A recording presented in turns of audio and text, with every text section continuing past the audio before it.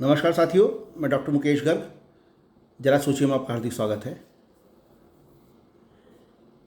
चार चार राज्यों के गवर्नर्स को एक साथ बदल दिया जाना एक चौंकाने वाली घटना है। और जिस तरीके से रीशफल किया गया है और एन रवि को पश्चिम बंगाल का, तमिलनाडु से हटाकर पश्चिम बंगाल का गवर्नर बनाया गया है और रिटायर्ड मेजर जनरल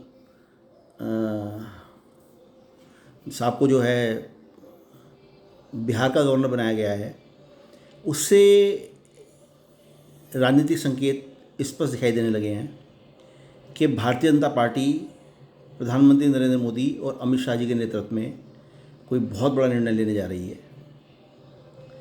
और चूँकि बिहार के जो सीमावर्ती राज्य हैं उनमें लगातार अमित शाह जी काम कर रहे थे, लगातार मीटिंगें कर रहे थे, ऐसी पश्चिम बंगाल के वो सीमावर्ती राज्यों के अंदर, सीमावर्ती जिलों के अंदर गए और वहाँ से भी उन्होंने हुंकार लगाई। घुसपैठी को रोकने का जो उन्होंने वचन दिया, लोगों को, जनता को दिया, देश की जनता को विश्वास दिलाया, मुझे लगता है कि वो सही समय का इंतजार कर रहे हैं। और ऐसा हो ना हो कि जो हमारी चिकन नेक जिसको हम बोलते हैं, जो हमारे 7 सिस्टर्स यानी 7 राज्यों के अंदर जाता है रास्ता, पश्चिम बंगाल बिहार के बॉर्डर से होता हुआ, उस रास्ते का जो 20 किलोमीटर का चौड़ा गलियारा मात्र है, वहाँ की डेमोग्राफी जो लगातार चेंज हो रही है, वहाँ पे मुस्लिम डोमिनेशन बढ़ता जा रहा है। वहाँ से सटा हुआ राज्य बिहार जो है, उसका जो जिला है किशनगंज, उसके अंदर 68% मुसलमान हो चुके हैं। डेमोग्राफी पूरी तरीके से चेंज हो चुकी है। इसी तरीके से उत्तरी दिनाजपुर पश्चिम बंगाल का, उसकी जो सीमाएं इस गलियारे से लगती हैं, वहाँ पूरी तरीके से मुस्लिम आबादी बढ़ चुकी है। और मालदा ज़िला जो है, ये 2 ज़िले वहाँ के बहुत बैडली डेंस्ड हो चुके हैं और उनसे डेमोग्राफी ज़बरदस्त तरीके से चेंज हुई है।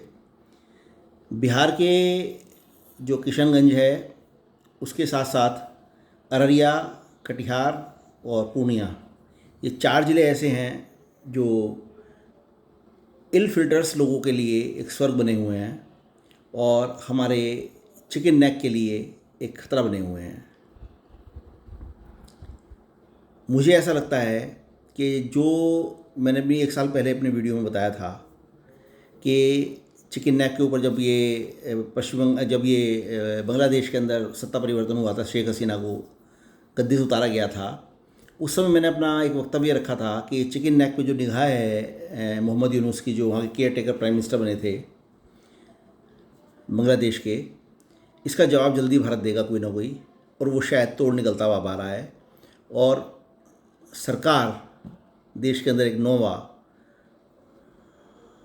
यूनियन टेरिटरी, केंद्र शासित राज्य का गठन करने जा रही है, जिसमें बिहार के 4 ज़िले और पश्चिम बंगाल के 2 ज़िले शामिल हो सकते हैं। यानी 6 ज़िले मिलाकर एक नया यूनियन टेरिटरी बना दी जाएगी, जिसमें कोई चुनाव नहीं होगा, सिर्फ एमपी का चुनाव होगा वहाँ से, और राज्य वो जो है पूरी तरीके से सरकार के, केंद्र सरकार के अधीन रहेगा, ऐसा मेरा मानना है। और इसकी घोषणा कब और कैसे, किन परिस्थितियों में हो जाए, वो अब ये लगने लगा है जिस तरीके से वहाँ के गवर्नर चेंज किए गए हैं और वो सक्षम गवर्नर वहाँ बैठाए गए हैं जो संविधान का पालन करना जानते हों, जो संविधान के बारे में अच्छी जानकारी रखते हैं। ऐसे दोनों गवर्नर बनाए गए हैं।